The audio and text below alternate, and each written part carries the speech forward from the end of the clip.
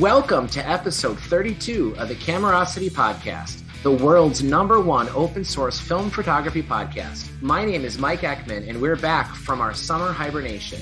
The gang and I took some time off the show so that we could complete a mandatory 28-day rehab cleanse from all our gas afflictions. With this, the second season of the Camerosity Podcast, we hope to bring you more of the same in-depth discussions about camera history, gear, collecting, and frankly, whatever else you all want to talk about. From a land where the toilets flush in the opposite direction, Mr. Theo Panagopoulos. Welcome back, Theo. How has the past several weeks been treating you? Oh, they've been great, mate. I've been sort of pondering whether it's our toilets that go the opposite direction or it's actually your toilets that go the opposite direction. I guess it's a matter of perspective, right? Yes. From Yellow Springs, Ohio, Mr. Americana folk music gathering himself, Paul Reibold. It sure must be hard to balance being the world's #1 vintage camera seller on eBay and a famous music festival producer. How do you do it? I owe it all to the banjo. Banjos are my life. And finally, from his home in Fort Dodge, Iowa, the man, the myth, the king of the gnomes, the one, the only, Mr. Mike Novak. How you doing, Mike? I'm doing good. Just enjoying the nice weather we're getting here. Yeah, is it as muggy there as it's been for me, too? Oh, it's not. It's beautiful here. Oh, it finally cooled down? Yeah. Oh, maybe tomorrow then, because I get weather right after Mike does. I can't believe it's been almost 2 months since we were all together to record an episode. Well, actually, one of us has been recording podcasts. Theo, I recall you made a special guest appearance on a recent podcast. How did that go? Going really well, actually. It was quite interesting. It was good to talk to Mike Gutterman and everybody there. But, you know, there was obviously the interim podcast we had here with Robot Theo, which, yes. He's starting to become a bit of a mainstay. So not sure. You never know when he might make an appearance. That bastard. So you were on Negative Positives, episode 391, with Mike Gutterman and Andre Dominguez. It's right. Andre's been on the show. I think he was in one of our earlier episodes. Yes. I listened to it. It was a great show. And I think they paid us probably the best compliment that anybody could ever give us, that those guys voted the Camerosity Podcast is the nerdiest podcast out there. So I guess that's kind of a compliment, right? Being a nerd is the new cool, isn't it? Yeah, exactly. Anything else you've been up to lately, Theo? No. Basically, I've been making a few purchases here and there as usual, but generally trying to do a bit of shooting lately and taking various cameras out and having a bit of a go and trying something different. I actually got lent a Lomo LC wide by a friend of mine. Okay. Thanks, Adam. Call out to Adam on that one. And this is a really interesting little camera, actually. I didn't realize that it existed. It's 17 millimeter lens. So it's like the LCA, but with a 17 millimeter lens.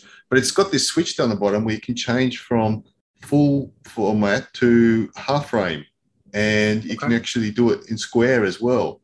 But it does require an interesting frame to put into the back to help the half frame get the nice clean edges. But if you don't use it, they sort of blend into each other and you end up with this diptych, triptych, quadriptych, which sort of blends into each other. So I'm going to be doing a little bit of experimentation with that in the near future. So it's just regular 35 millimeter film and it requires baffles to get the different shapes, Yes. I guess? Yes, so obviously it does. you can't switch it mid-roll then, obviously. Not normally, but I have been doing that because I don't have the baffles, so I've been doing that. I gotcha. That's how I ended up with that situation where it sort of blends into each other. So it's quite an interesting little camera, nice and light. It's like the normal LCA, except that it's made in China instead of the Soviet Union and right. The original Soviet Union ones. And it's a lot of fun. But you look through the viewfinder, and I tell you what, it's a very surreal experience. Everything's round and wide and curved and all sorts of things. Lots of barrel distortion. So Lomo made the original LCA many years ago, and that became kind of like the quintessential when Lomo became like a popular way for people to get back into film. And then they kind of expanded that into the LCA-Y. They made a 120 version of that camera too. So Yeah. have you shot any of the other like variations of that same thing? Just the original one. I got an original Soviet version, which came in the little red box that you can get them in. And I wrote, in fact, that was my last article on photo thinking. And it's absolutely fun camera. And this is what actually prompted Adam to send me this because to pass this on to me to have a go, because he said, oh, try this one. It's a bit different. And he was right, actually. It looks exactly the same, but it's quite different. So the 17 millimeter lens, does it show a lot of like vignetting when you actually develop the images? Yeah, it does. Okay. And that's part of its appeal as well. Yeah, right. But what's actually quite interesting is what I've noticed is a lot of the pictures, you'd expect a lot of the distortion to end up with the horizon curved downwards on the sides. It doesn't do much. There must be some sort of correction going on in there as well. Is the film plane curved? No, it's not. It's flat. So, wow. So they've done some sort of black magic in there, but I'm not quite sure what. Totally by accident, I'm sure. Yeah. Yes. They just use the right amount of bacon grease to get it all to work properly. I was just going to say, I was just surprised because it didn't actually, I didn't even realize it existed. So I knew the 120, but I never knew about this wide one. So this is a great little toy to play around with. What about you, Paul? Well, I've been on a feeding frenzy the last several days, helping one of my old customers' family get rid of some of his stuff. And it was a lot of RB67s and more sort of modern, 4x5 Calumet with 5 Nikkor large format lenses. But the interesting part was the Practina FX with the Biotar. And it's reached the point now where I have like 4 Biotars. And I think I'm going to have to buy an adapter for this one. This one is so clean that, but it's Practina mount. So Ramir on eBay as rare adapters sells an adapter to use Practina to Sony. So I think I'm going to do that. It's proprietary, like you said. It's like a breech lock, similar to Canon's.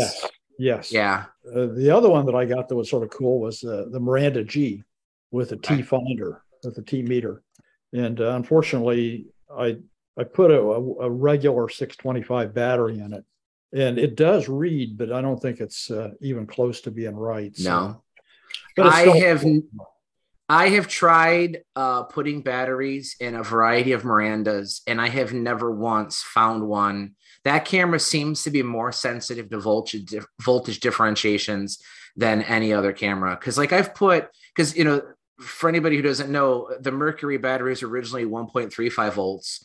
And unless you get like a wine cell or something with a voltage adaptation or something, most alkaline batteries are 1.5 to 1.55 volts. And that difference of 0.2 volts can throw off a meter. Yeah, Mike's got a wine cell there. The wine cells work great. The problem with them, though, is they're extraordinarily expensive and they have a very short shelf life. They can die even in the package. Yeah, they've got the little green sticker on them. And once you peel that sticker off, then it begins to degrade. Correct. But I've been finding that Amazon has been selling them in a 2-pack. And oh, really? Yeah, and it's almost like getting one free, or at least getting one at half off. So I had to buy them because I had a couple of Rolleiflex SL2s, and those cameras used 2 of them. So I didn't want to take a chance of using a battery with them. So I bought the Wien cell, and they work okay. I mean, I'm getting like 6 months out of them, which. Oh, wow. That's pretty good. That's not too bad. Now, how much? I bought mine to use in the Rolleiflex 35s. Uh-huh. I would question, though, the longevity of those meters, though, too, because I know with my Miranda, that even using the little MR9 adapter, which actually supposedly regulates the voltage from the 1.5 voltage batteries, still actually the meter is way off to the point where it's unusable. I don't even use it. So the camera works fine. It works great. It's just the metering just way off. So I would actually question some of the longevity of some of those meters in the Mirandas. I pulled the wrong camera. The other thing I got was an OM1 and an OM2, and the OM1N. I did put the alkaline battery in that one, 625, and it's actually very close. It may be that those cameras, the metering is not dependent as much on the voltage like Pentax Spotmatics were. Right. Yeah. Some of them handle it fine. Yeah. Yeah. But it was funny because Olympus, if you'll remember the OM2s, Olympus packed with the camera instructions that you should not use anything but silver batteries with the OM2. If you put A76s in them, it would not only not meter it correctly, it would die within like days. I mean, it just drained them. In the early days of cameras using AA batteries, rechargeables were NiCad, the nickel cadmium batteries. And those had a much, much different voltage curve. And I remember seeing a lot of the earlier point and shoots, like maybe the Nikon, the A35 or L35, I can't remember what it's called. I believe those have in the manual, do not use rechargeable batteries because the earlier ones were just terrible. Well, they're 1.35 volts. Yeah. Instead of 1.5. But then when they came out with nickel metal hydrides, you could do it because they boosted the voltage back up. Yeah. But for the era, the original NiCad batteries just did not play well with earlier alkaline. Go down immediately. So back to that Practina. You haven't shot it yet, right, Paul? No, I haven't. I got too many cameras, and I really should because I mean it works. It's shutter speed on it seems to be right. The curtains look good. So I really should try to shoot with it, but I've got coming in on Thursday. I've got a Leica M4P coming in that I really need to test because I really need to test it. I really need to do pictures with this one. So we'll make that the priority right now. Okay. All right. Is that one that's ending up in the personal collection, Paul? I hope not. This one might though. That's the other one I just recently got from my Rolleiflex. Rolleiflex 28 2.8. 2.8D. Yeah, 2.8D. D. Yeah, with the Schneider lens with the Xenotar. Okay. Which was sort of cool. Do you remember? Did you review this one, Mike? Have you done the 2.8D? No. They believe it or not, the only Rolleiflex I have, TLR Rolleiflex I've ever reviewed is the old standard. I have a K2A that I've had for quite a while that works great. I mean, it's in perfect operating condition, and I actually have on loan. Oh God, I forgot who sent it to me. I'm embarrassed. It was I think it was Hong. Hong, I think, sent me his 2.8A, and I shot a roll of film through it. And that's one camera that when you look at the reviews on my site, I have a hard time reviewing cameras that everybody knows a lot about. Like it's I get into a review more if I could actually learn something new from it. But when it's something really, really common like that, like I've always struggled with some Nikon reviews because I just feel like, everybody knows all there is to know about an F4. I don't know that I could do anything different that hasn't been written out there a million times. And, Rolly TLRs are just so damn many of them. And there's so much already out there that I want to, like, I like the idea of having a 2.8, in my review repertoire, but it's one camera that I've never gotten around to doing, but maybe I should. Well, they're just incredibly hard to figure out what they are. I mean, unless you. Oh yeah. I mean, it's tough. Rolleiflexes and Rolleicords. The serial number is really the only way you can do it. But then you have the problem because there's different. Different people use different descriptors for what the serial number camera is. The 2.8D is pretty easy to figure out because it's sort of unique, but they made it both a planar and the Xenotar. And the question was always asked, why did they do both?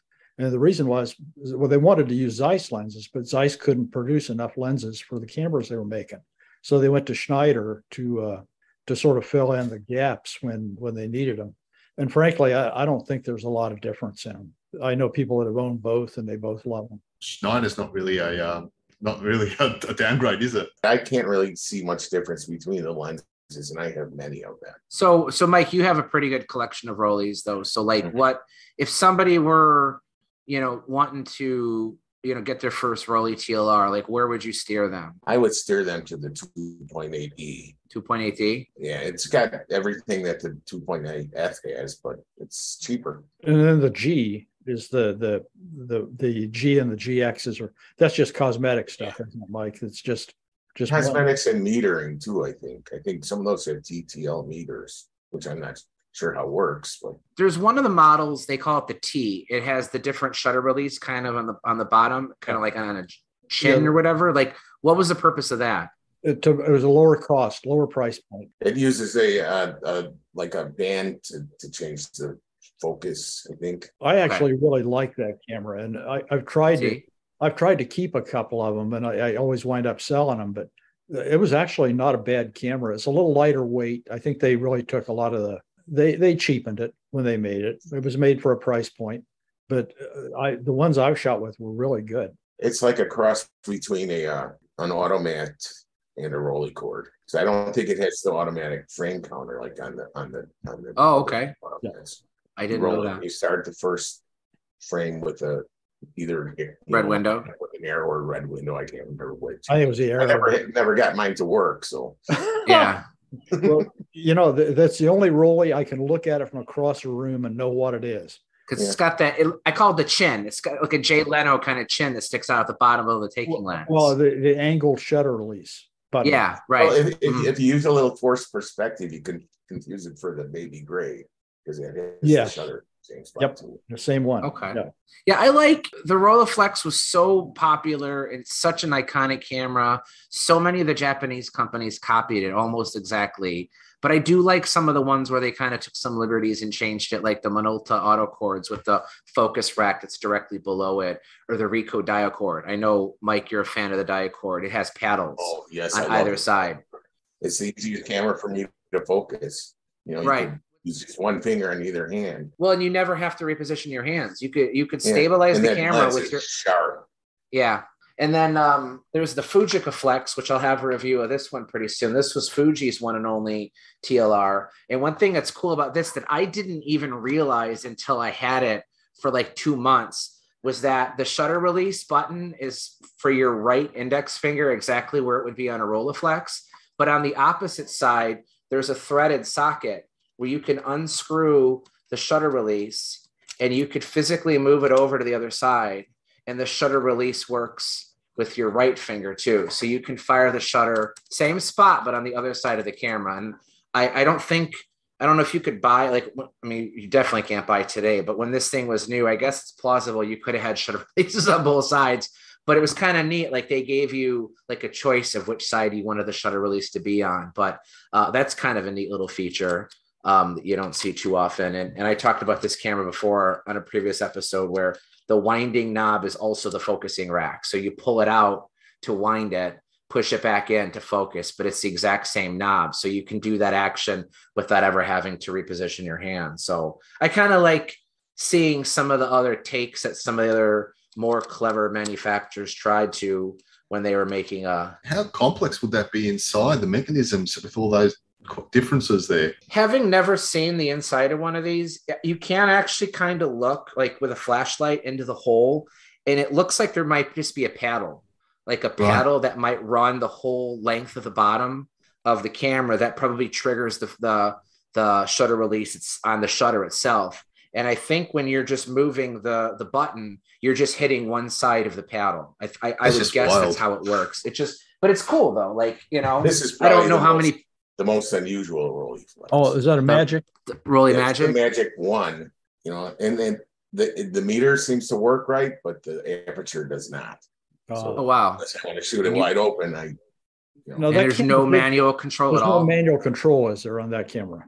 There is. You can change the aperture, and you can change it's got like a focus, and it works. You set a guide number. I have a Ricoh made a 127 TLR called the Ricoh Matic, I think, Ricoh Matic 44.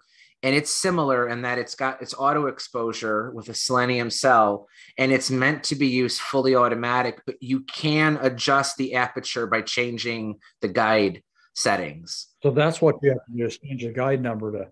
Yeah. You just have to know which guide setting corresponds to which f-stop. But with that information, you can technically manually shoot it. I have successfully shot a roll through mine. It's a fun camera. One of the things I like, this is in the repair queue right now, but this is that Rolleiflex that you guys convinced me to buy at that auction. The thing that I like best about these is the fact that you got your shutter cocking and your shutter release. That's how the old ones were. Yeah. The old standards that way. Yeah. Rolleicord 4. This, I believe, is a 4 or a 3A. Yeah. Is there a 3A? It's a 3A or a 4. No, it's a 4. 4, you can tell by the little dip underneath the taking lens there. Yeah. So for people listening, if you've never seen what he's doing, picture a Rolleicord. Looks like a Rolleiflex, but below the taking lens is a lever that if you go one direction, it cocks the shutter, and then you pull it back the other direction, and it fires a shutter. So makes it very easy to do multiple exposures. Right. I think that one should have multi-exposure prevention on it. I don't know how you said it, but I think it does. Yeah, maybe it does, but this one, I mean, you can keep firing it. You can keep cocking it even without advancing the shutter. Yeah, I'm actually using it for a project at the moment. I've got a Rolleicord I'm using for a project at the moment, which is with the collective I'm with Pixels and Grain, and we're doing multiple exposures of the same thing handheld, and we're talking about like 50 or 20 exposures at a time. So it's really gives you a wild kind of view, because you end up with this thing that's sort of in focus and then everything else is sort of moving around it. And I use the Rolleicord for that, because specifically for that reason, it's so easy to just keep taking shot after shot, but just continuously just cocking the shutter and firing it. When you do that, Theo, what are you doing for exposure? Are you underexposing on purpose? Heaps, yeah. Basically, based on the number of exposures you're going to make. Yeah, that's putting science into it. That's basically shutting it down to the lowest aperture and the fastest speed, and you can get away with about 50 to 20 exposures on a reasonably lit day, and it's quite wild. I'll share one in for the notes. One of the results on that. It's actually quite an interesting perspective. There's actually some artists that do that, where they start to move around the subject as well. So you end up with like a pole or something like that's round, and it's got the same sort of look on either side, but you're moving around it and you end up having different backgrounds, and it comes through fairly sharp. But the Rolleicord is perfect for that. The Mamiya C3s also work really well for that as well. I have a ton of respect for people who can effectively double, triple, quadruple expose an image and it looks cool. Like, I mean, that's one of those things that when done correctly, it looked awesome. I remember seeing some photographer one time that used some lens. Maybe it was a trial plan. I can't remember, but it was one of the ones that does like soap bubble bokeh. And he shot like these toy rockets, like children's toys. And then he double exposed soap bubble bokeh, but in the shape of like flames coming out the back of the rocket. And so you see this rocket in the center, like it's clearly a toy, but it's got these little circular orbs coming out, like it's like thrust coming from the engines. And I was like, man, not only to have the vision to see that in your head ahead of time, but then to be able to execute it is super cool. Obviously digital, makes that easier to do than on film, but, double exposing anything and getting something that actually looks cool rather than just two images on top of one another is for me, maybe I'll get a happy accident now and then, but to be able to do it on purpose is really awesome. Yeah, look, I'm happy to get a result using negative film. There is one guy that's actually using slide film and doing it, and the results are just absolutely extraordinary. Yeah. 15 exposure, it's superb. I saw somebody who did double exposures on film, one the right way, and then he red scaled for the double images. So he had one shot on the emulsion, and then he actually took, which blows my mind that you could do that, because by the act of taking the film out, flipping it around, you have to put it back in the cassette, then reload it in the camera. How do you even get the frames to overlap? You'd almost have to have a mark on the leader where you wind it and put it at the exact same spot in the camera, close the door, and then wind it the exact same amount of times, and hopefully you're right on the same frames again. Yeah, well, if you have a Nikon like an F or an F2 that 100% accurate viewing, you got a shot at that. But when we used to do title slides without a pin registered camera, I mean, when you did that, you really wanted a pin registered Nikon, like made by Slide Magic or Oxberry or somebody. But just what you described, Mike, if you mark the sprocket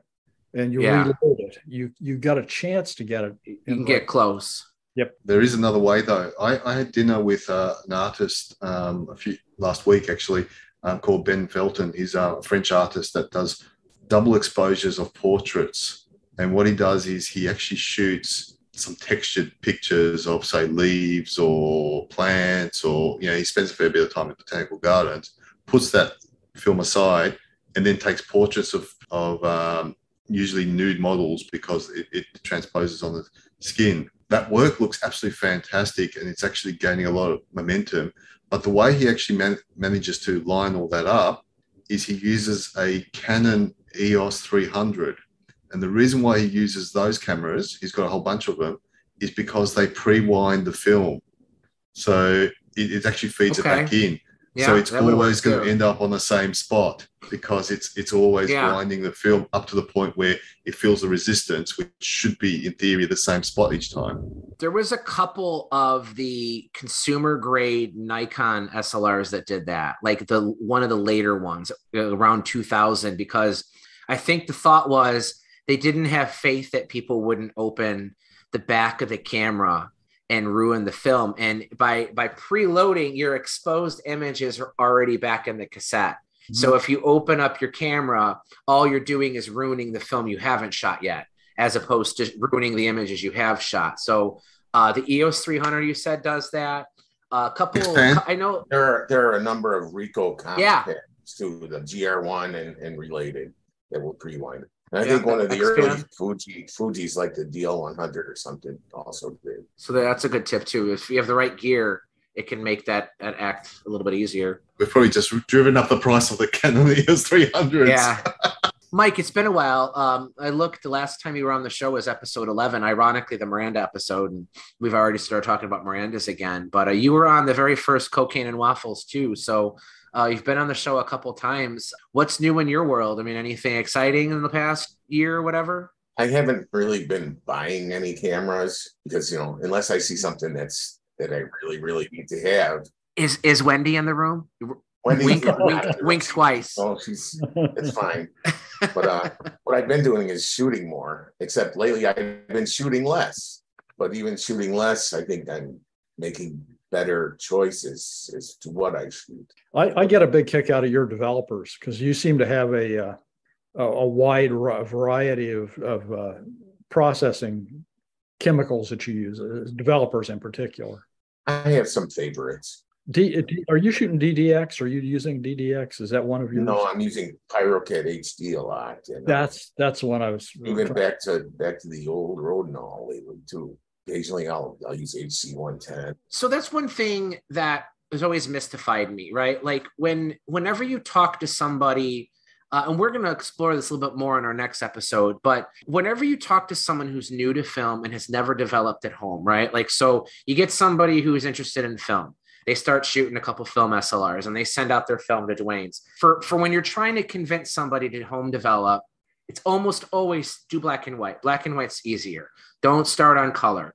And there is some truth to that. Like I would recommend that too. However, in defense of C41 color developing, there's only one way to do it, right? It doesn't matter whether it's Kodak, Fuji, Ferrania, or some other, cinema film. It doesn't matter what speed it is. It doesn't matter whether it's fresh or expired. You follow the exact same steps for C41 every single time. But black and white, there's all these different developers. There's like 24 developers. You could develop with coffee grounds, Rodinal, HC110, PyroCat, I can't even name them all, and then not only that, there's standard development. There's cold stand. There's just like, it almost feels to me like the first time you develop black and white film, you think, oh, this isn't too hard.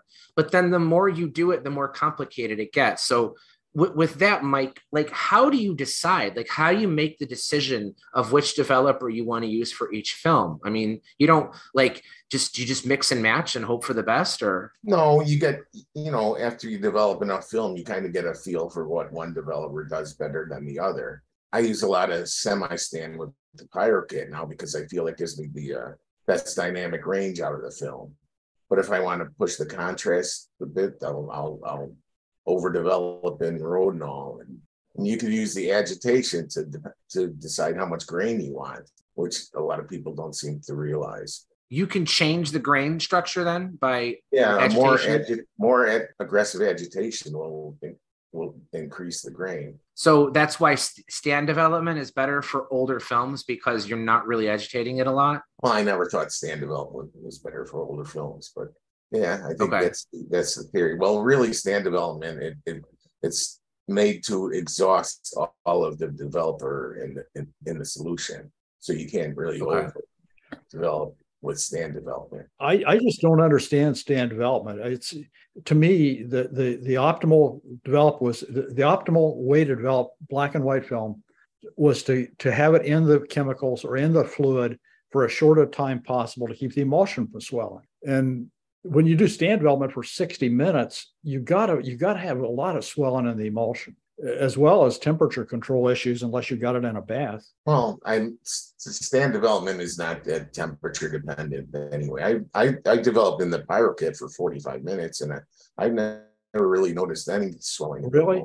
With Tri-X in particular, if you were in solution for longer than, including a wash, for longer than 20 minutes, you could wind up with, the emulsion would swell, and you'd wind up with not reticulation, but something that looked like reticulation, more like the grain, and the grain would get mushy. It wasn't a defined grain, which I'm fine with. I'm fine with defined grain, but I'm old, and so we were doing Diafine and AccuFine and AccuOne and Chrome additive with D76 and those things, and the development time on them generally was about 8 minutes. That'd be the longest you would develop for. So all the longer development times, the caphenols and all that stuff, it's just a mystery to me.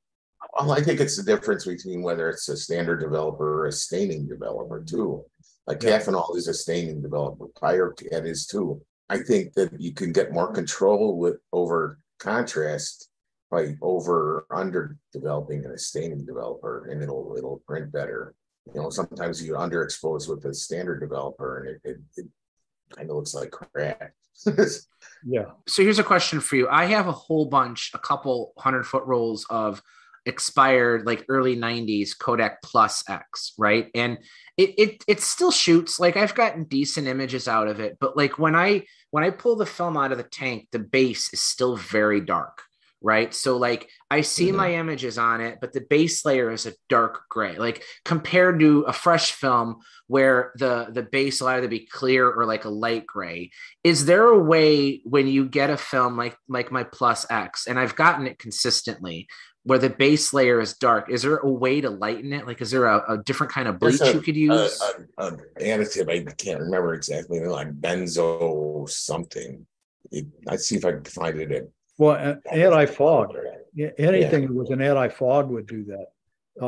Kodak used to sell anti-fog tablets that you could add to the developer for older film, but it's just probably a chemical that you could use. So I use HC110, which I always was told has an element of anti-fog built into it, right? Or would you add more? Your Plus X is so old that it's probably just base fog. It's just base fog. So that's really it. Is I have to research how to reduce base fog. Yeah, because Plus X didn't have a deep base like that when it was new. Right.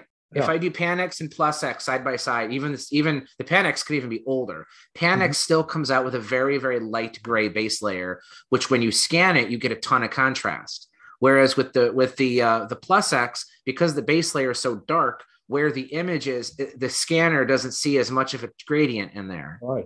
What about the frame lines, Mike? Are the frame lines dark also? Yeah, the whole thing from edge to edge. The chemical I was thinking of is benzotriazole, and you could buy that photographer's formulary, and you mix 10 grams into 500 milliliters of hot distilled water, then add 15 to 30 milliliters to a liter developing working solution of that. I'll give it a shot. Well, Theo, has any of this helped convince you to try home developing, or are we pushing you away even further? It's actually pushing me away. That's too complicated. Yeah. I thought I would never get the hang of it either. But once you get started, then you get curious and say you read, you do a little research and say, I want to do this, make my negatives do this or that. Look, I used to develop some film, but my challenge at the moment is the lab is literally 5 minutes down the road from where I live. So it's very easy for me to just drop things off and they get done. Even with the lab being down the road, though, like the cost difference is stark. Like it's a huge difference, though. Like, what are you paying your lab? It's usually about $15 per roll. That's $5. So now you are doing your own scans, though, right, Theo? I am doing my own scans, yes. Yeah. So at least you have control of your negative. No. I still want to control the final image, but it's you get a bottle of like HC110 and like $30 will last you over a year, so I mean, and I get it, like some people just don't want to do it, and that's totally cool, but I think that's really why I do it. It's like I don't necessarily love the process. I don't mind it. Like sometimes it is fun to just stand there over the sink, doing a couple rolls. Yeah, look at Mike's bottle. That's the old bottle kind has too. lasted me more than 10 years. Yeah, Mike down to the dregs. I will use the HC110 mostly with like the Codex T-Max films. It seems to that's what I use it for too. The bicubic grain. Yeah. What's interesting is you have the old formula too. So they reformulated it about 2 years ago. I have not tried to reformulate it. Maybe in about 3 or 4 years I'll have to buy another bottle. You'll be out of it. Well, I just ordered 20 1-ounce syringes because my problem with HC110 is that it's so thick. And I mix it, like everybody else, half to 15.5 or 1 to 31. And I don't think I get all the developer out of the small graduate. What I usually do is I will fill a beaker with the water I need and use a clean beaker. And I'll put like 100 milliliters into that beaker, pour the concentrate of the HC110 into the beaker, then use my other beaker to rinse the beaker out. I do that too. That's what I've been doing, or I just throw the little beaker in the big beaker, let it sit there for a while until I think it's all washed out. So for HC110, the new formula, you can see it in the bottle. It's much liquidier. Yeah, it's not the thick syrup. It doesn't have the look at in it anymore. The color is a lot darker. Well, so here's the thing, though. This started out clear. It had a very, very light, my cap's not on all the way. When this stuff first came out, people freaked out, not only because it was waterier, but it was clear. And everybody wanted the dark, like caramel colored, like Mike's bottle there, but it turns dark over time, yet it's still just as effective. So if you have a bottle of the new stuff long enough, it will darken approximately to the same color as the old stuff does. Does it get thicker as well? No, it does not. I mean, I don't know if you can see it in the video. I really don't want to keep tilting it, but cool.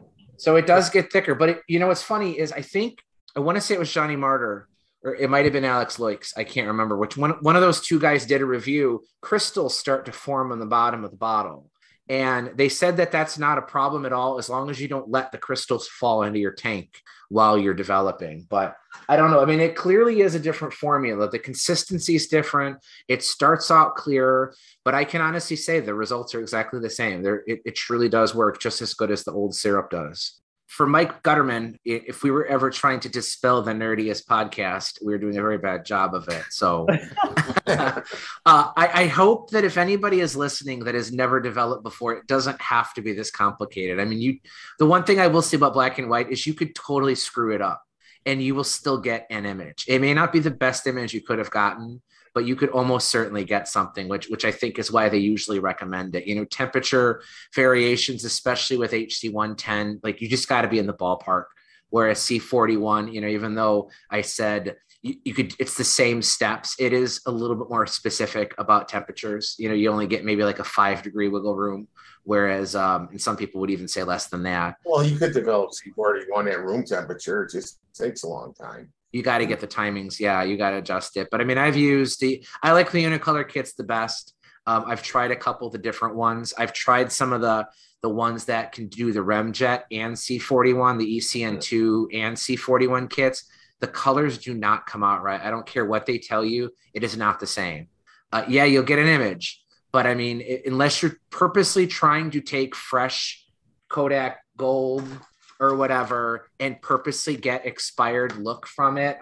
I have not had luck with those combined ECN2 C41 kits on fresh film, but maybe some people like that look. But for me, the Unicolor kits for C41 and HC110 is good enough for pretty much any black and white film, even though it might not be the best. Okay, can I just back up on that one a little for a moment? Combined C41 ECN, what does that mean? Do they have kits with chemicals which supposedly do both? Yeah, so what I'm talking about is motion picture cinema 35 millimeter film has a protective extra layer on the back of the film. Yeah. It's called Remjet, right? And the purpose of it is almost like a lubrication of the film as it's moving fast through the cinema camera. And generally speaking, you need to remove that because it will start to get gummy in a normal development process. So there's a couple ways to remove it. Some people will just manually do it, like a solution of baking soda and water and just shaking the crap out of it. And sometimes even just rubbing it off with your thumbs can remove it. There's other ways of mechanically moving it. Or you can get a kit that has an extra chemical, and I don't know what it is, but there are ECN2, which is what the process is called, where it adds an additional chemical which helps remove that remjet during the development process. Once the remjet is removed, the actual emulsion is basically C41. Like you can, and I've done it before, you can take a standard C41 Unicolor kit and you can develop film, motion picture color film, even with the remjet still in it. The problem is all that crap's going to get into your chemicals. Mm-hmm. So like some people, Adam Paul has suggested you could use a coffee filter. So when you're pouring, because you reuse C41 colors, it's not like, black and white where you dump it. So he suggested that you could use a coffee filter to help filter out the remjet material that gets in there, or you could just use the ECN2 kit, which does the same thing and somehow it dissolves it or whatever. But they make kits now. Film Photography Project sells an all-in-one kit.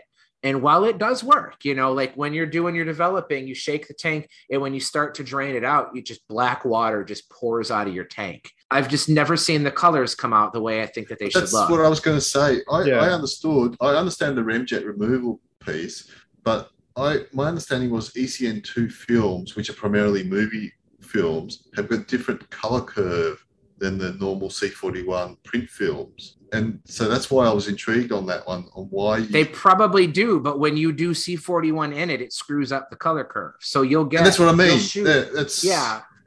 That's what I'm saying is people will take non-remjet film. I'm holding up a box of Kodak Gold. If I were to, this is fresh film. If I were to shoot this and develop it in one of those combined kits, I'm going to get wacky colors. And I don't like that. Yeah. Like to me, I've ruined it. Yeah. The chemicals are aimed for a different type of curve. Right. So if you develop remjet film like Kodak Vision 3 or whatever in an ECN developer, you should get a curve correct to what it was designed for. If you do C41 in there, you'll still get an image. The colors will just be off. Likewise, if you do ECN2 film in C41, you will also get an image with the colors off, but you'll also be polluting your developer with the remjet material. And that's why I asked the question. I thought that's intriguing because surely the colors will be off by design because the chemicals are aimed at different types of film. What I will say, though, is on eBay, at least American eBay, I don't know about other areas of the world, you can get tons of expired Vision 3 film in bulk rolls.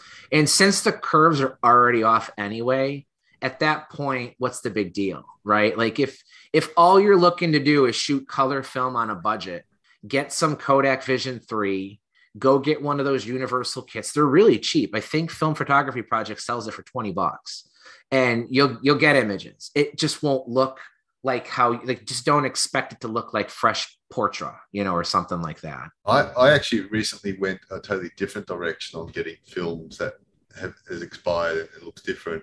And I came across, my lab was getting rid of whole bulk rolls of Ektachrome, but E-dupe, the one that was used for duplicating, and quite expired as well. And I've run it through at ISO 6. I'm getting actual images, but it's got that same effect that you mentioned earlier. Film that looks like it was shot back in the 70s. Right.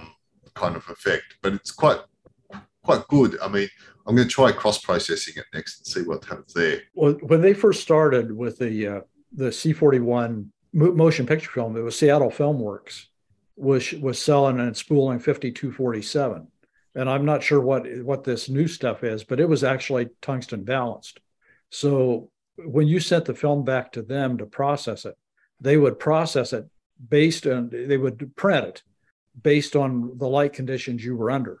So even though it was a C41 tungsten balanced film, you shot it under strobe or in daylight, they would correct for that. If you were going to do it yourself, you really needed to use a blue filter with it to get a near decent color. But I guess is the new stuff, the ECN, is it daylight balanced or is it still tungsten? Well, Vision, they sell it both ways. Oh, they do. Okay. If it's got a D, it's daylight balance. If it's got a T, it's tungsten. So 500T is very common. I like 50D, the daylight balance 50 speed film, because it's a slow emulsion, extremely fine grain. The daylight balance does add a slight warmth to it, which I actually really do like. I've shot on my site, I have a few examples of 50D developed in an ECN2 developer, and the images come out great. And this is I don't know how old the film is because I bought it bulk expired on eBay. So I'm assuming this film is at least 10 plus years old. And I really, really like the look of it. But I've also shot 500T and I hated the look of it. I've just never liked anything I've gotten from the tungsten balanced Vision 3 film. But the daylight balance stuff, I've really liked the look of. And there's a 250D also. Well, when you shot the tungsten, did you use an ADA filter or anything to correct? No, I didn't. And I probably should have. Yeah, that would have probably corrected it to daylight if you under strobe or daylight, because that's really the problem. Yeah, and I just didn't know what I was doing. The 50D that you shot, is that Vision 50D or is that the Cinestill version of it? It was the original Kodak Vision 3, and then the Cinestill. Because I've used the Cinestill 50D, which has already got the remjet removed. And I think it's literally the same film, right? Okay. But I really do like the 50D. That's interesting. So the 50D is a daylight balanced, so that's balanced at 5,000 Kelvin, and the other is probably at 32 or 3,400. That's cool. Well, when Kodak made Vericolor, they made it in VPS and VPL. VPS was for short exposure. They were both ASA 100 or 125, but the S was daylight balanced and the L was for long exposure and it was tungsten balanced. So if you were going to shoot the VPL under daylight, you had to use a dark blue filter. Okay, I have something to say about the Visions film versus the Cinestill. If you shoot Visions film with the remjet on it, it's not going to look like the Cinestill film with the remjet removed. It won't have that Cinestill look because the remjet is an anti-elation layer. So with the night shots at Cinestill where you see the glow around the nights, I don't think you will get that with the Visions film. Oh, so it's not good for petrol stations? Because it's got a clear film base. So the light kind of pipes or spreads in the bright parts. How do you shoot petrol stations then? You don't. You have to use Cinestill film. It's a law. I can tell you from the times I've done 50D, and this is the original Vision 3, it is not a clear base. It's definitely still the reddish amber of a typical C41 film. But that is a good point you make, though. Does the presence of the remjet remove that effect that people love from, like, Cinestill 800T is really well known for having that kind of glow when shooting like neon lights, or I think you asked the glow is halation. The halation. Yeah, I think you might be right. So I was wrong in the sense that it is the same film. It's just the effect will be different when you shoot Cinestill's version of it. Plus, it's easier to develop because then it's just regular C41. Okay. Well, that's interesting. I didn't know there was that much to talk about with development. But I wanted to go back to some pickups, or maybe I should share with you guys some of the ones that I did. I posed a question in the group of a Mamiya that I was shooting. And Mike, you were the only person to get it right. It was the sketch, right? So have you shot yours? I don't have one. Oh, you don't? Okay. No, I just have good search skills. I got you. Okay. Yeah, this was one that came to me from Japan, and I certainly paid far less than what the eBay asking price is for on it, but it's a 24 by 24 square format. rangefinder. It's got a Mamiya Secor 35 millimeter f2.8 lens. It's a rangefinder, so I mean, it's got the split image in there and everything. I have not actually developed images from it yet, but what I like about it is how small it is, so like, you hold it up to, an SLR and it's a third shorter. So it carries very, very nicely. I wouldn't quite say it fit in like a jean pocket or anything like that, or if I had a shirt pocket. I don't think it's quite that small, but certainly would fit into like a cargo shorts pocket really easily. Having it hanging from your neck, walking around at a zoo or on a hike or something, it doesn't weigh a whole lot. So unfortunately, they're incredibly rare and very, very hard to find. But I have a feeling this one's going to be, I'm hoping the images come out really nice on it because I've really enjoyed shooting it. How's it compared to the robot? Size-wise, it's pretty close, to be honest with you. It's hard to say, though, because, it doesn't have the big knob on top. I do have a Robot Junior somewhere, but it's packed away. But I would say in terms of size, it's probably a tad bit wider, just a little bit. The Robot doesn't it have the rotary shutter, right? Yeah. Yes.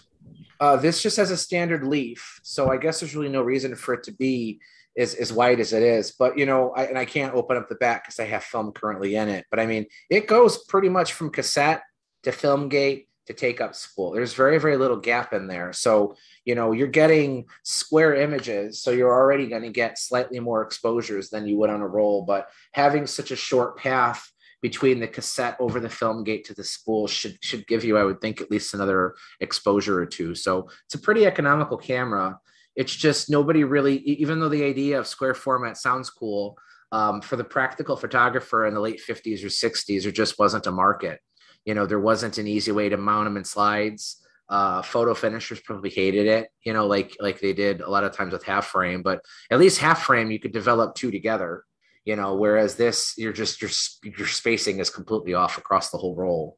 Was that camera sold for the Japanese market only, or? Yeah, only, right. I think it was like even half frame. I mean, half frame was very popular in Japan. Right.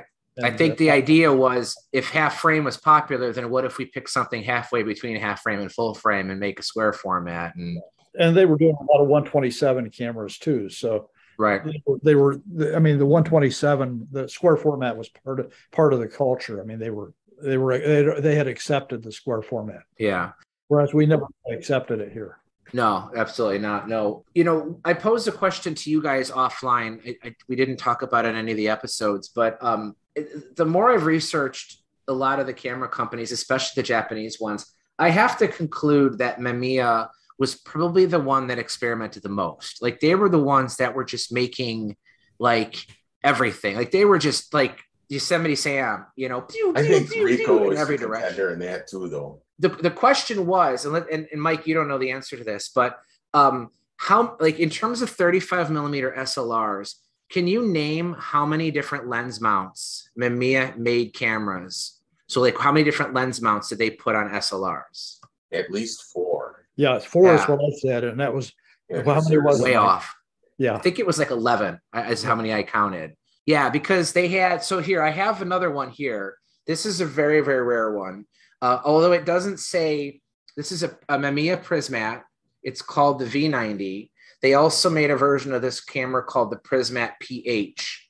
And it's a Mamiya. I got a Mamiya Secor lens on it. And it's got this really bizarre bayonet mount. And now I can't get it off. What the hell? Here we go. So look, it's got this really weird lens mount. They made a camera for Argus, the Argus SLR, which had a unique lens mount. They made lenses in Exacta mount.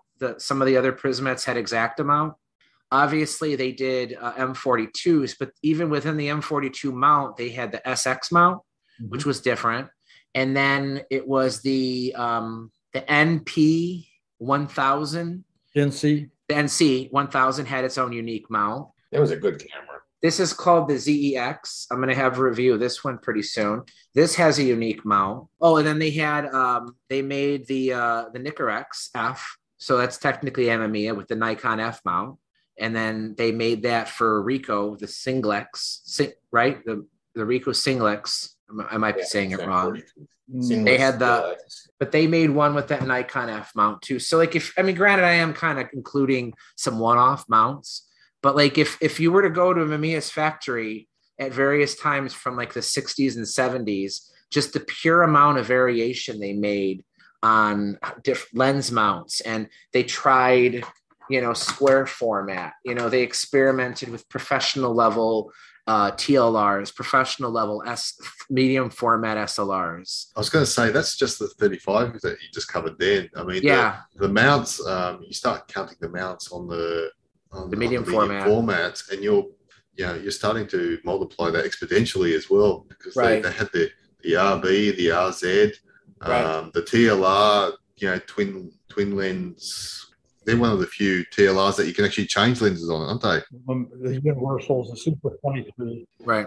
But it kind of makes you wonder, though, like if you could go back in time and like smack some sense into the guys at Mamiya and say, hey, be a little more organized. Like what could they have possibly done? Could they have competed with Nikon and Canon, if they would have actually picked something and stuck with it instead of this, like every other year coming up with something new? Because, the ZEX, one thing that's cool about this camera, and I'll talk about it more in my review, this camera has shutter priority mode.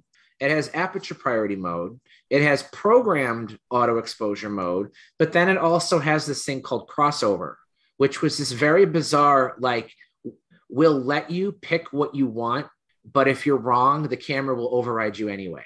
So like, it's almost like it'll let you set the camera to aperture priority, but if what you pick is beyond what the camera can do, it'll just change it to whatever you want, or whatever it wants, So it effectively like reverts back to program mode, even without you telling it to.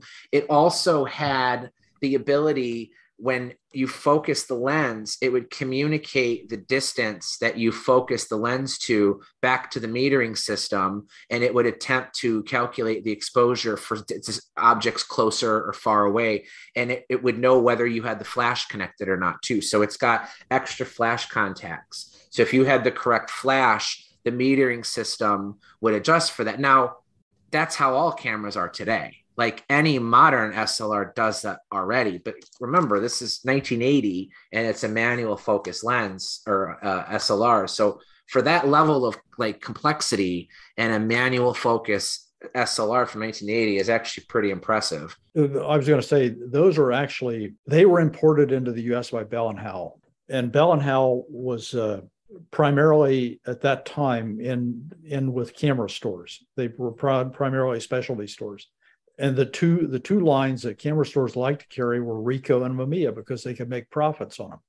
The problem with those Mamiya cameras, and it goes all the way back to the original ZE and the ZE2 and ZEX, they were not well made.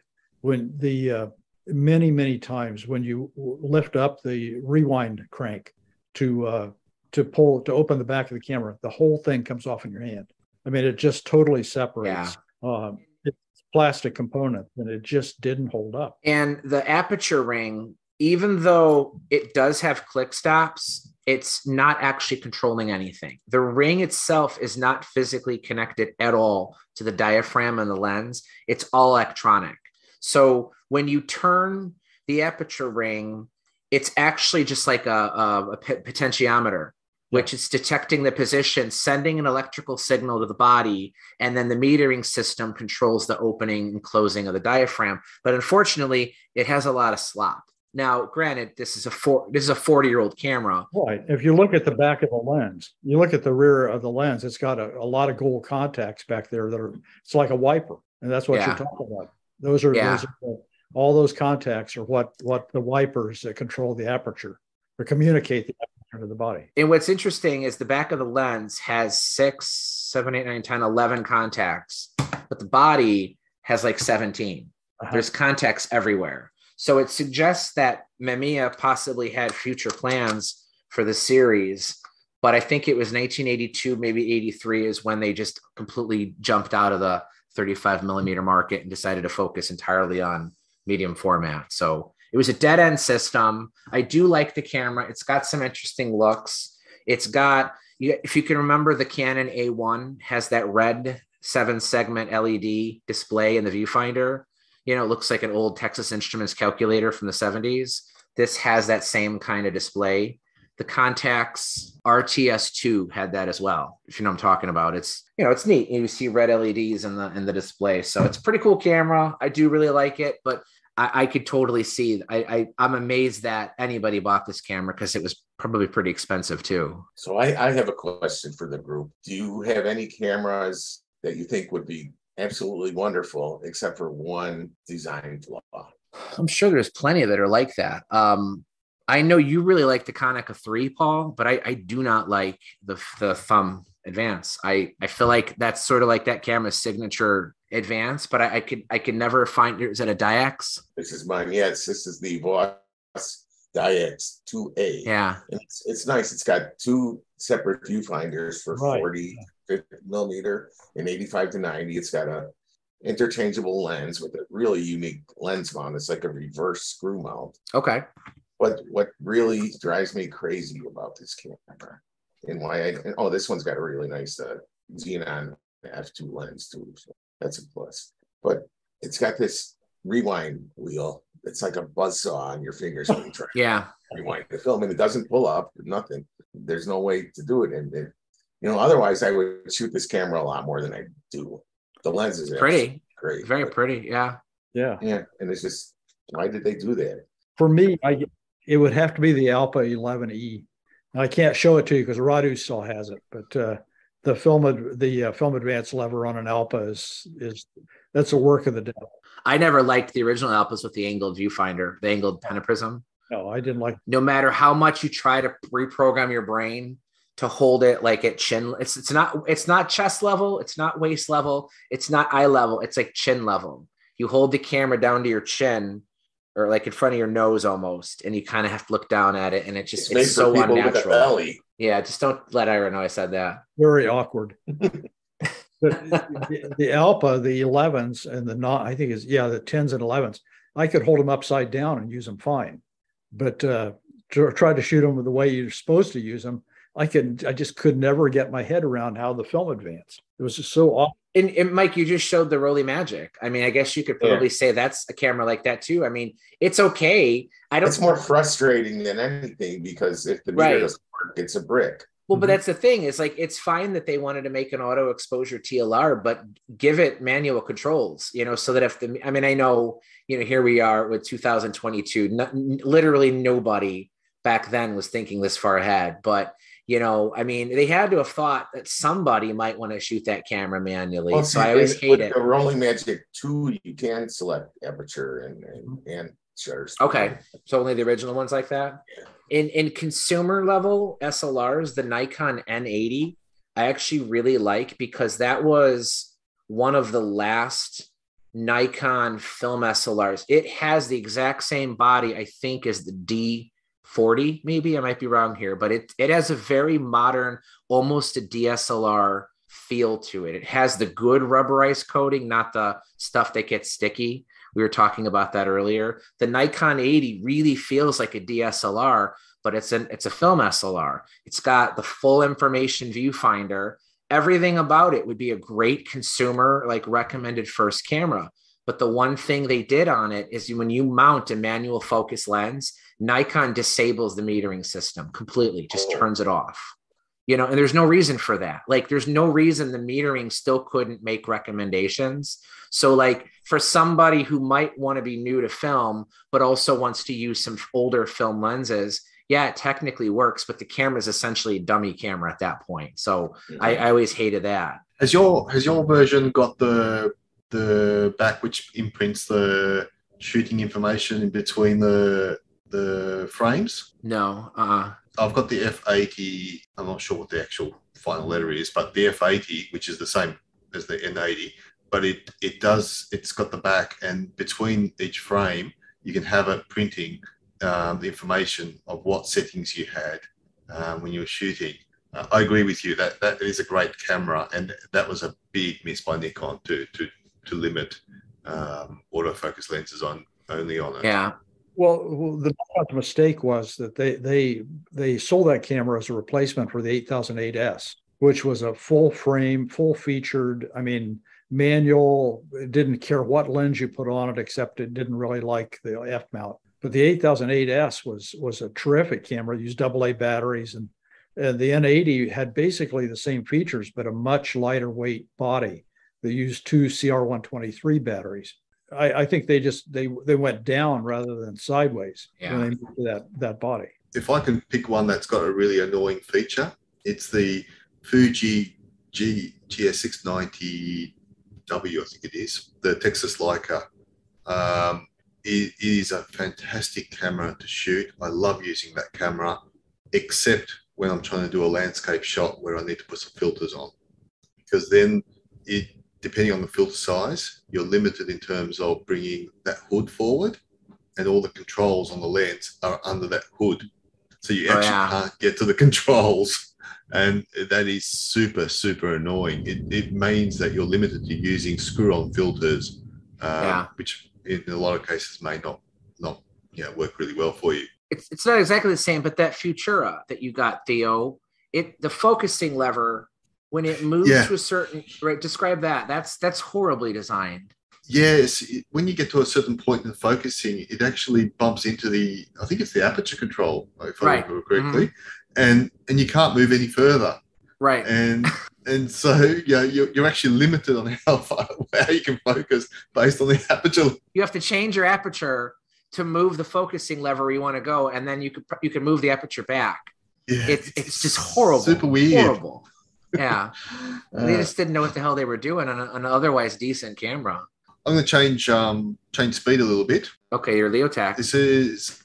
It was Father's Day here on the weekend in Australia, and one of the things that came my way is the Leotax. Okay, it doesn't show properly on the camera, which is we talked about Mamiya being very schizophrenic in terms of everything they were throwing out.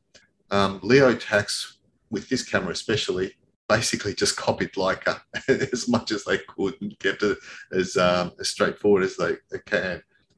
Great camera. I found it from a UK seller actually who serviced it, and this thing's in great condition. It seems to be a really nice camera to use. So I've thrown the Canon 50mm 1.8 L39 lens on it. So it's obviously a Leica screw mount, and it's actually a very comfortable camera to hold and to use, but it's almost an exact copy of the Leica 2C, I think it is. 3C? Possibly. 3C, yeah. So you got, for Valentine's Day, you got a Nikka from Paul, right? Yes. Not from Paul. Hang on, let's clarify that. Not from Paul specifically. Let's back up on this. We're just good friends. You bought it from Paul, but it was your wife's present to you. Yes. So I didn't catch that at first. So you got the Leotax for Father's Day. Well, I actually got two cameras for Father's Day. I got another one from my other son.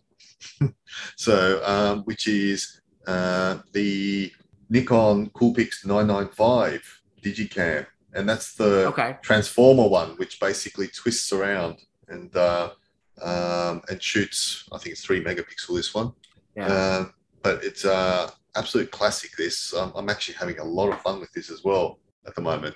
You've shot with this one, haven't you, Paul? I just bent mine today. I shot with it. It was great. I did some macros of some flowers. Enjoyed using it. Today I put batteries in it, and the motor just keeps running, trying to focus. And the display was giving me nothing but. Oh no, that's a setting. This one does this too. You actually go turn that setting off. It's set to continuous focus by default. If the battery runs dry, it goes back to reset. Oh, well then I'll get it out of the bin. Yeah, no. There's a menu setting where you just turn into single focus, so it's not constantly, and it'll only do that in the M mode rather than the A mode. A mode automatically goes into continuous focus, because I noticed that it was driving me crazy, and I thought there was something wrong with it, and then I looked it up, and you can actually just turn that off. I'll go check that tomorrow. Mine was actually a 990. Right. Okay. I enjoyed using it. I mean, it was actually a lot of fun to use, and the pictures were good considering they were, 3.1 megapixels. Yeah. So I'm quite impressed with it actually, and it does actually shoot in TIFF mode as well, which I tried that once, and I probably won't again because it took a good maybe nearly 2 minutes to actually write to the card. So Theo, so now that you have a Leotex and a Nikon, I know you have a Canon rangefinder. I know you're on the lookout for the Australian Nikon. Snyder. The Snyder, yeah. But I wrote an article recently on I've got my site. Tanak as well. You have a Tanak? Okay, I was going to say, because there's Tanak, there's Honor, Alta, Chiotax, and there was a really uncommon one called the Melcon, which was basically another Leica copy too. So I'll give you a few more of the bizarre, and there's even more rare ones like that only existed in prototype status. Yeah. I'm not going to go crazy on that. You're not going to go too crazy? No. I've actually got a 3F as well. So okay. I think so you're getting pretty good. Yeah. If I can come across a Snyder at a reasonable price, I might do that. But I think they only made like 50 of them, right? Yeah, and I think the last one sold at 13,000 euros or something. So that was I think about it. So just holding the Nikon and the Leotex side by side. I mean, do you notice any quality differences? One feel better than the other, or like is there any like gut reaction? No, I think they're fairly similar. They're okay. They both feel. I mean, this Leotex is supposed to be the cheap one, but it feels very solid. It feels really nice. It's I was really surprised because I must admit when we read that the K was the cheap model. Right. What they cheaped out on was the top speed. Right. And I think it's a self timer. So that to me, I mean, I can deal with that. I have a K and I got it. I think I paid $33 for it. It was in terrible shape, corrosion everywhere, dirty. In fact, the reason I bought it was I've always wanted to try replacing shutter curtains, and they say on Leicas, they're all similar, like I've read a lot of tutorials and I thought one of these days I should probably try that. So I thought, hey, $33 for a busted out Leica clone, I could practice on this thing, right? Well, Murphy's Law kicked in. The damn thing works perfectly. I mean, it's in terrible shape. I mean, it's ugly. In fact, on my site, when I reviewed the K, I even made it a point to say I purposely did not clean this camera because I could have wiped the corrosion off. I could have made it look nicer, but I was truly going for kind of like a rat rod, like a heap, just to show that it worked great, and I feel exactly like you do. I think Leotex may have been considered the discount Japanese Leica copies, but they're still really good. No, not at all. It doesn't feel like it. It feels really good. I mean, this one's had its leatherette has come undone at some point. It's been glued on a little bit, but I mean, it's been done really well. So I'm not too fussed with it. And it feels nice. I think this will actually move up into the rotation. Maybe you shoot it side by side with the Nikon. Okay. So, but I might start looking for a Nikon 5 because if I can't get a Snyder, the Nikon 5, apparently the Snyder was based on the Nikon 5. So at least maybe that I can get close to that. I don't know how easy they are to find down by you, but the Tower 45 is it's not a 5 though, but it's got the both the lever wind and the M3 style door on the back of it that allows you to see the film plane. I had mentioned earlier the Konica 3 as I don't really care for the thumb film advance, but that hasn't stopped me from finding other cameras with that same feature. So, for anybody who could picture what the Konica 3 looks like, here's a camera called the Zenobia 35 that has the exact same thing. So it's got this thumb advance that fires the shutter, advances the film. This fires a shutter on top and this advances the film, and it's double. And then I have one of these. I think we talked about this on a previous episode, is the ADOX 300. Same kind of thing. It's got the film advance on the side, fire the shutter on top. But it's left hand, isn't it? Yeah, it's on the left hand. So, I mean, on the video, you're seeing it looks right, but this is actually my left hand. Yeah.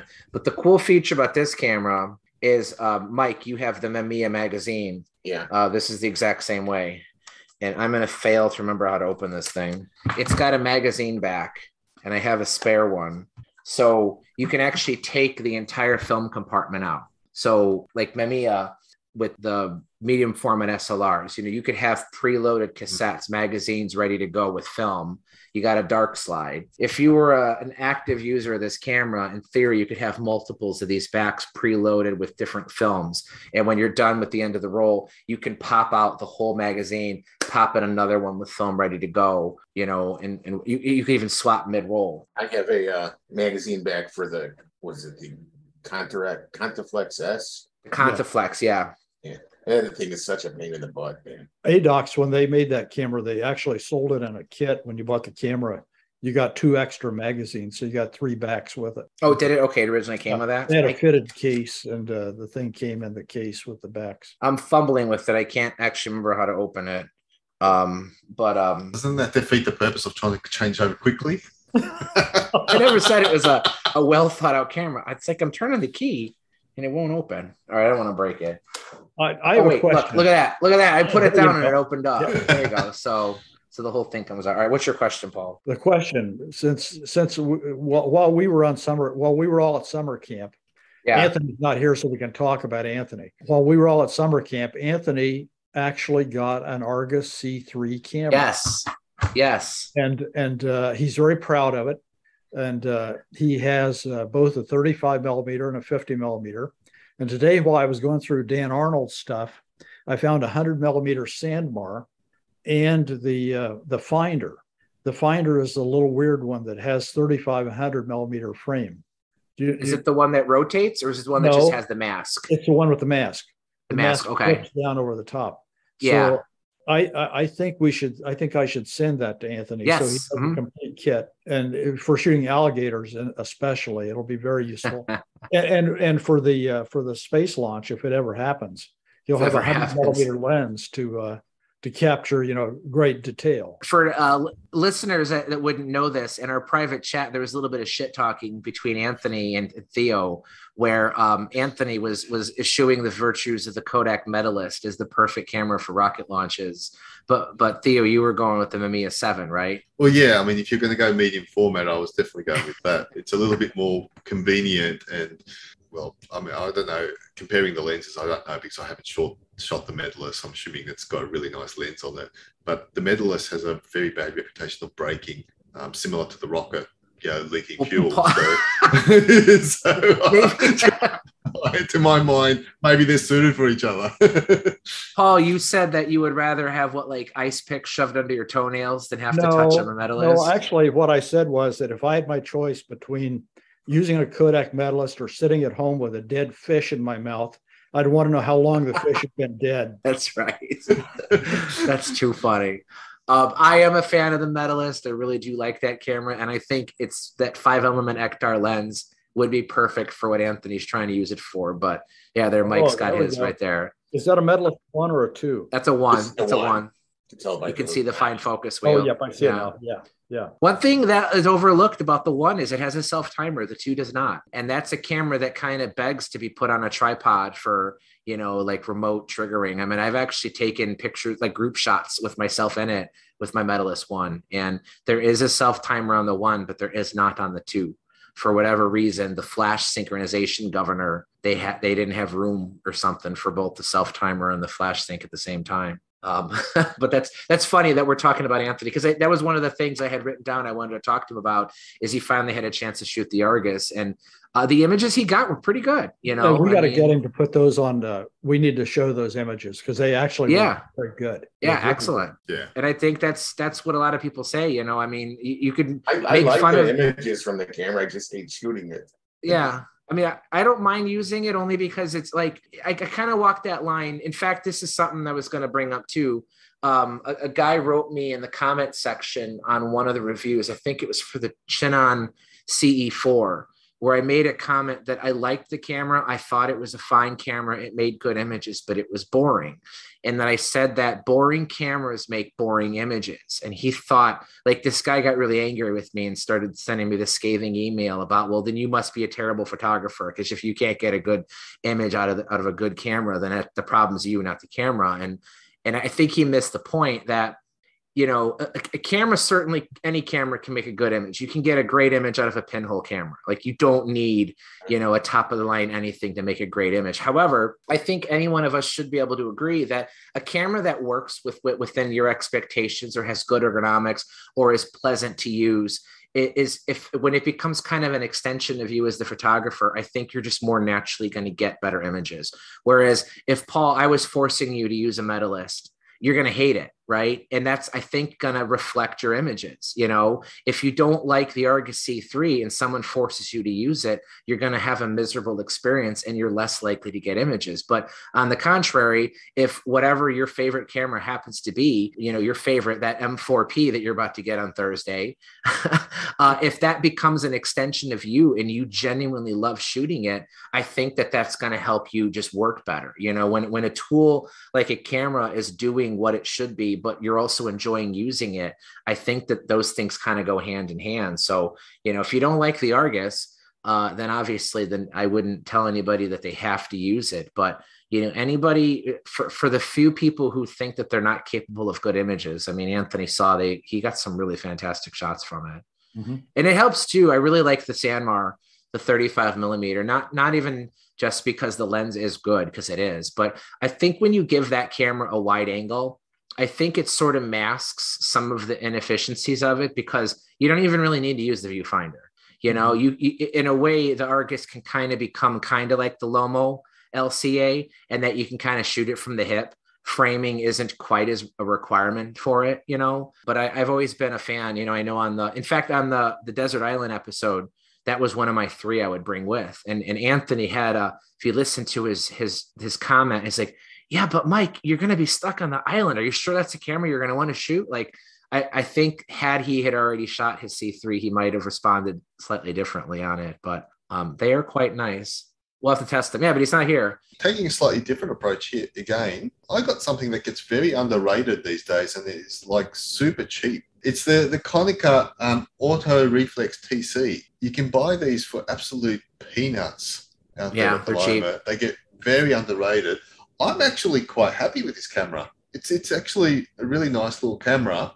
Yeah, it's limited, it's basic, but this one came, and this is where you get the real bargain. It came with a 40 millimeter pancake lens, and that is what I was actually after. They're still quite cheap. Yeah, the most amazing lens. I mean, I don't even know that anybody else made a 40 millimeter f1.8 and an SLR mount. I mean, that's awesome. And it's small too. It's very, very, it's almost tiny. Lens. I mean, so and it's something I'm looking forward to actually shooting at the moment, because it's just, I'll get an adapter for it as well for digital, but I'm just looking forward to shooting with it at the moment, because it just looks functional enough. It goes up to 1,000th of a second.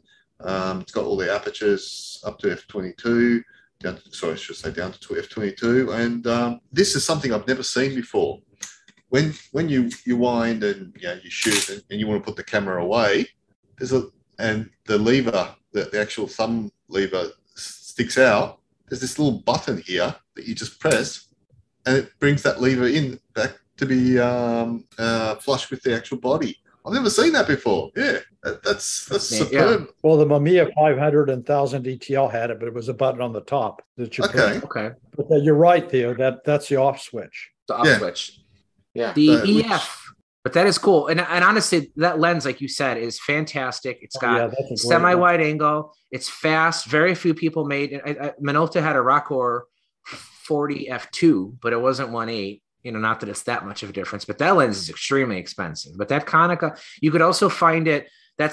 Yours is the Autoreflex TC, right? Yes. You could also find that lens. I found a lot on the FS1, which was the consumer, like even lower end camera than what you have there. Because I think, correct me if I'm wrong, Paul, wouldn't the 40-1.8 have been like a kit lens? Yep. Because they're pretty common. It was, and it was fairly expensive.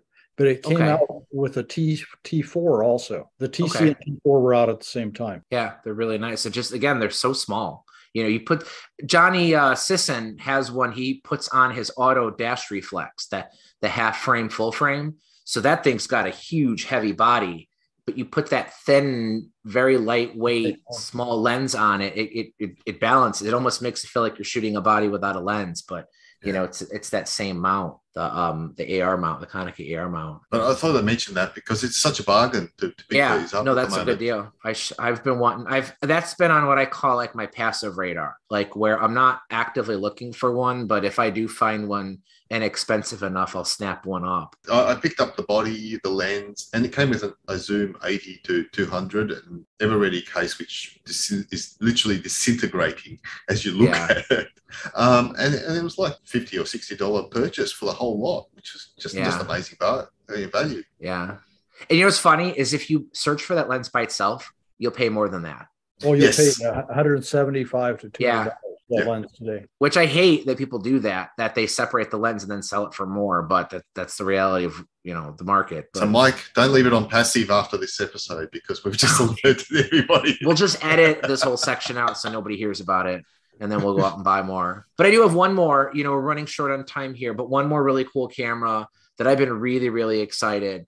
I actually saw one of these at Ira's house when I was there last year, and I never thought I would own one because you just don't see them very often. But this camera was made by a Japanese company called Teraoka, and it's called the Auto Terra Super.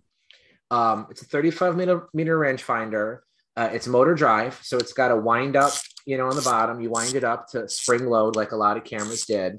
But the ergonomics of this camera are just awesome. It's got a front shutter release right here, kind of like a Miranda does, which, the front shutter release like that were somewhat common with SLRs, but I don't know of too many rangefinders that have a front shutter release button like this. I'll fire the shutter, wind it up a little bit more.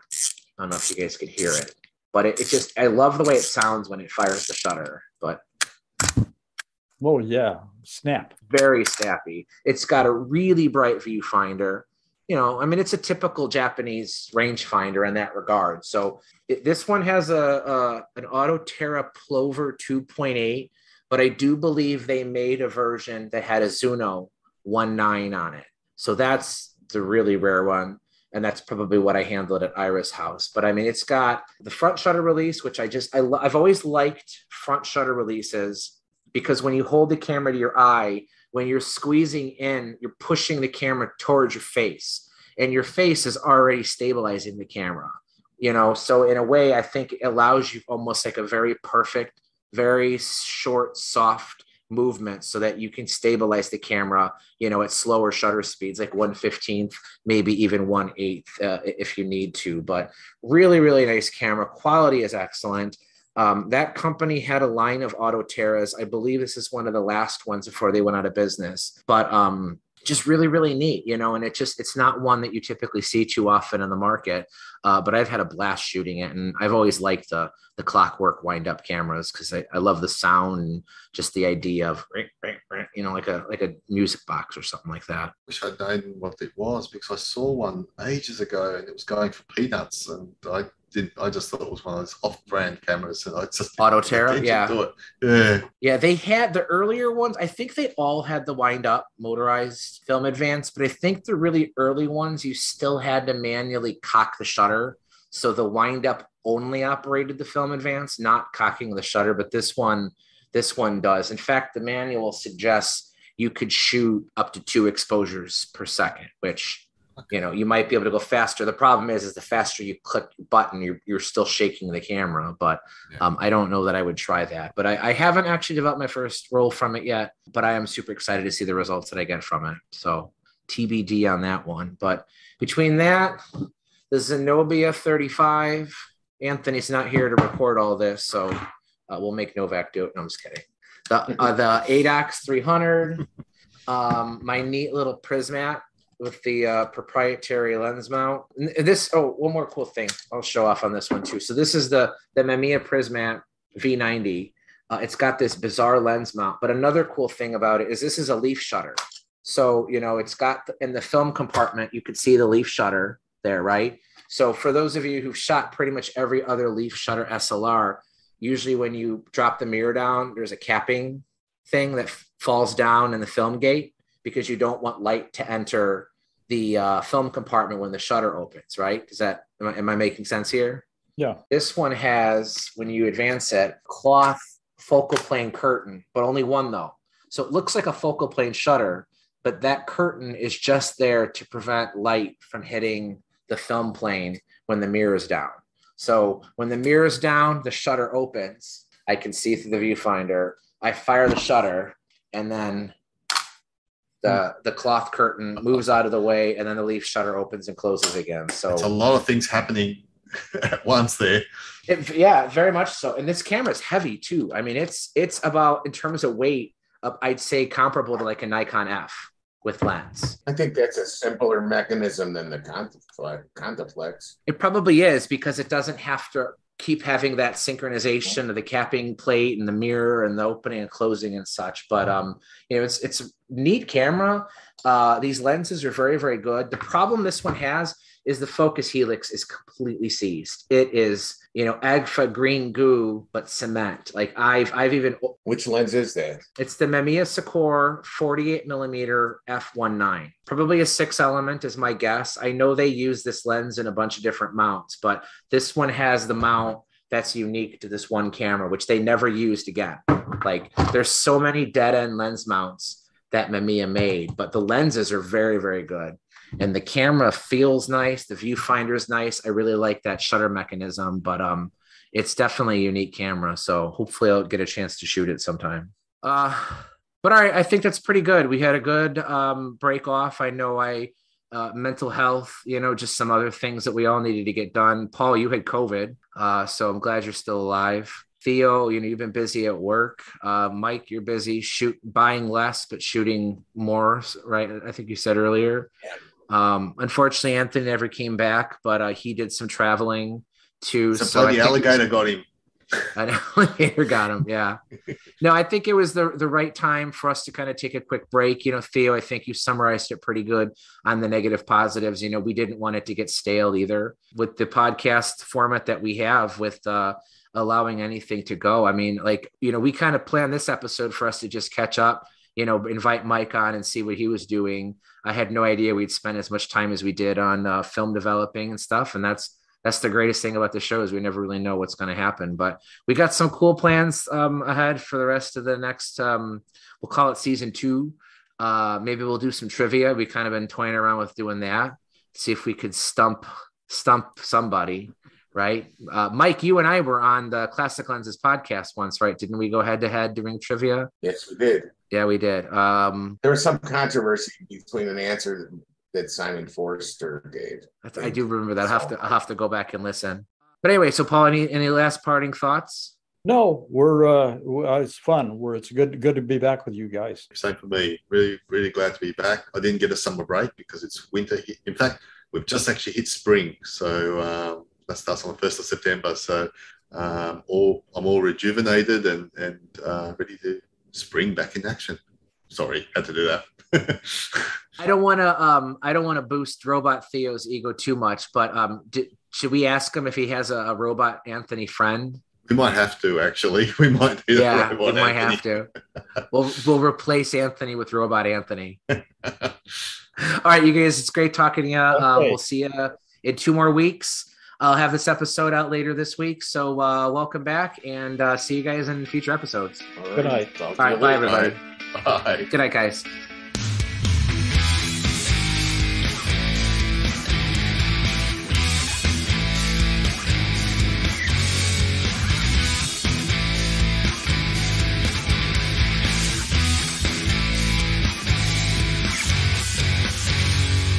Hey, guys. What happened to Anthony? Anthony he made it back to the hotel, but he's had a bad experience with some Apalachicola Higgly Wiggly road food.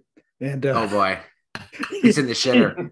he will be worshiping the porcelain goddess for the foreseeable. We shouldn't laugh. We shouldn't laugh, but we've all been there. Mike, edit that out. Edit it out.